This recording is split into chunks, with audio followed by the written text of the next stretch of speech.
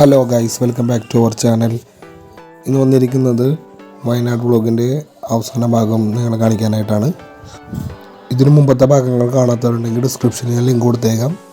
അതും കൂടി ഒന്ന് കണ്ട് സപ്പോർട്ട് ചെയ്യാം. രാവിലെ നമ്മളിത് പൂക്കോട് ലേക്കിലേക്കാണ് ഇപ്പോൾ പോയിക്കൊണ്ടിരിക്കുന്നത്. അപ്പോൾ പൂക്കോട് ലേക്കിലേക്കുള്ള കാഴ്ചകൾ കാണാം.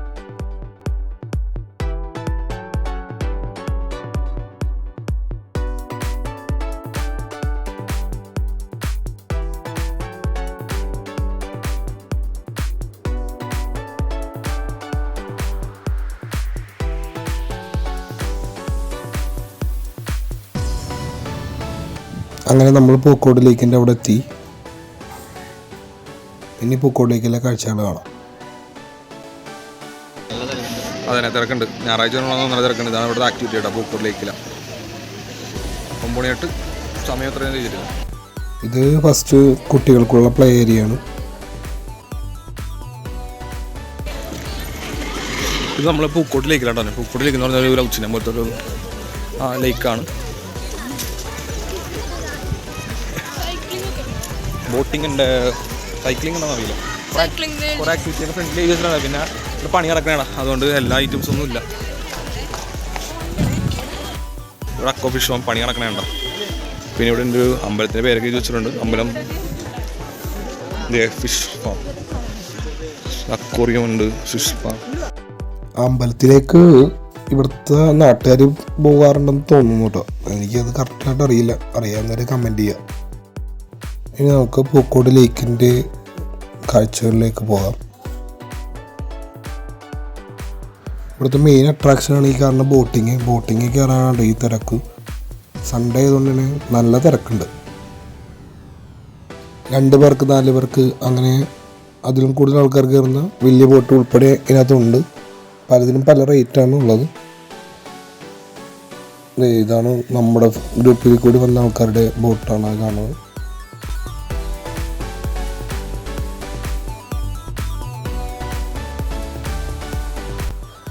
ഞങ്ങളിപ്പോൾ ബോട്ടിങ് കയറാൻ തിരക്കായതുകൊണ്ട് ലേക്ക് ഫുള്ള് നടന്ന് വെച്ചു. ഏതാണ്ട് ഒരു 1.5-2 കിലോമീറ്റർ എങ്ങാണ്ട് ഉണ്ടെന്നാണ് നടന്നു വരുമ്പോൾ ലേക്കിൻ്റെ പോയി തിരിച്ചെത്താൻ.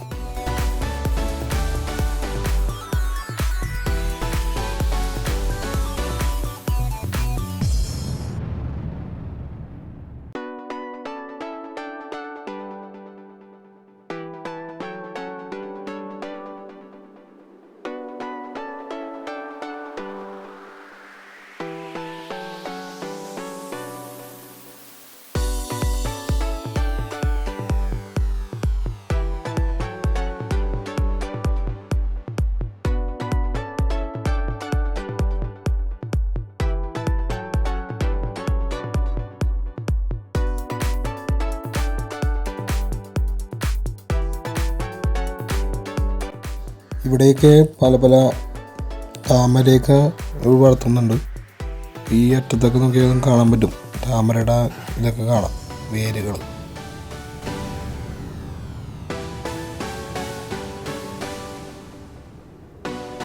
ഇപ്പം നമ്മൾ നടന്ന് കറക്റ്റ് ഓപ്പോസിറ്റ് ഡയറക്ഷനിലെത്തിയെന്ന് തോന്നുന്നു.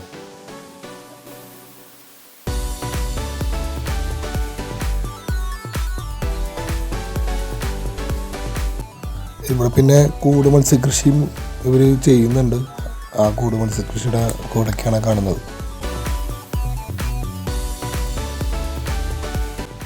ഇവിടെയാണ് പല കളറിലുള്ള താമര ഉണ്ട് കേട്ടോ. പിന്നെ പൂക്കോട് ലേക്കിൽ വന്ന എല്ലാവരും ഈ ഭാഗത്തോട്ടൊന്നും അത്രയും വരാത്തോണ്ട് അത്ര തിരക്ക് കാണുന്നില്ല. പക്ഷേ നല്ലൊരു ആംബിയൻസും അറ്റ്മോസ്ഫിയറൊക്കെയാണ് അവിടെ. നല്ല തണുപ്പൊക്കെ ഉണ്ട്.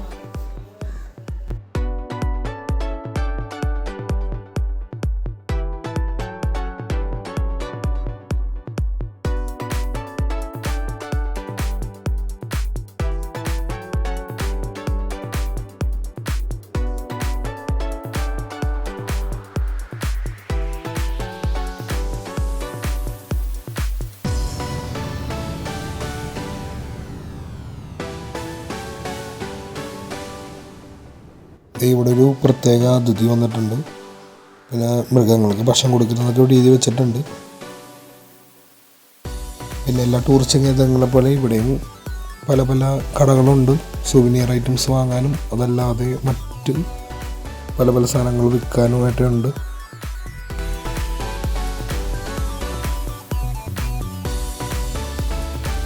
അങ്ങനെ പിന്നെ നമ്മൾ പൂക്കോട് ലേക്കിൻ്റെ കാഴ്ചകൾ കണ്ട് തിരിച്ച് വണ്ടി കയറിയാണ്.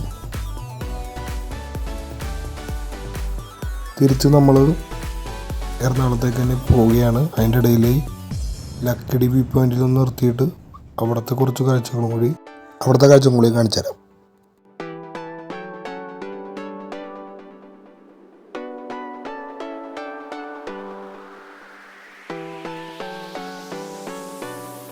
ലക്കിടി വ്യൂ പോയിന്റ് കഴിഞ്ഞിട്ടാണ് വയനാട്ടിലേക്കുള്ള എൻട്രൻസിൻ്റെ ഇത് കാണുന്നത് കേട്ടോ. നമ്മൾ വണ്ടി ഇവിടെ നിർത്തി. വലിയ ബസ് ആയതുകൊണ്ട് തന്നെ അവിടെ വ്യൂ പോയിന്റിനുള്ള സ്ഥലം കുറവാണ്. അപ്പോൾ കുറച്ച് ഇറക്കിയാണ് വണ്ടി നിർത്തിയത്. അപ്പോൾ അങ്ങോട്ടേക്ക് നമ്മൾ നടക്കുകയാണ്.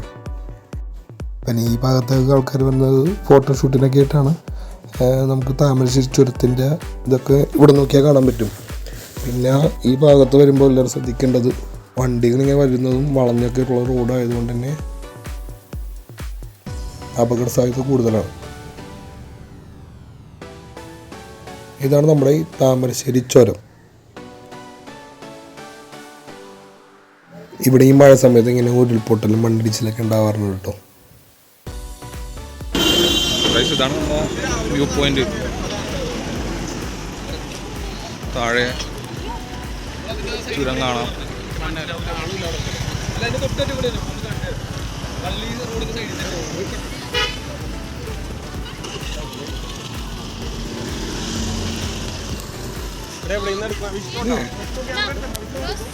കാണാൻ പറ്റുന്നുണ്ടോ നോക്കി പോകണ്ട കേട്ടോ. അതാണ് വ്യൂ പോയിന്റ്. അതാണ് ചുരം. കുരങ്ങൾക്ക് ഭക്ഷണം കൊടുക്കരുത്.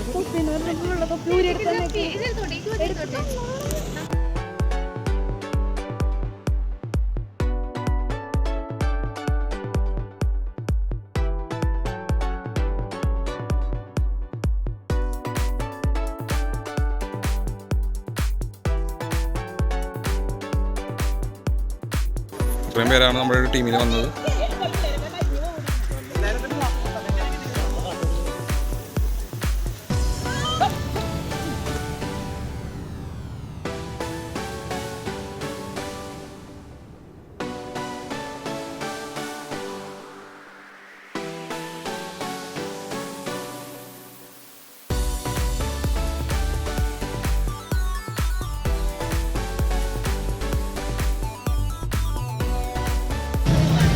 കാണാൻ പറ്റുന്നുണ്ടോ അറിയില്ല കേട്ടോ. നല്ല പോകണ്ട. ഇതാണ് വ്യൂ.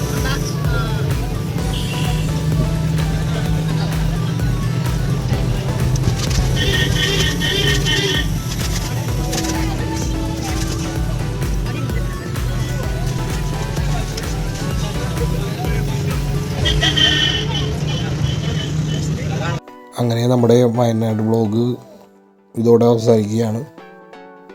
അപ്പോൾ നിങ്ങളുടെ വീഡിയോയെ പറ്റിയുള്ള അഭിപ്രായങ്ങൾ കമൻറ്റിൽ രേഖപ്പെടുത്തുക. വീഡിയോ ഇഷ്ടപ്പെട്ടാൽ ലൈക്ക് ചെയ്യുക, സബ്സ്ക്രൈബ് ചെയ്യുക, സപ്പോർട്ട് ചെയ്യുക.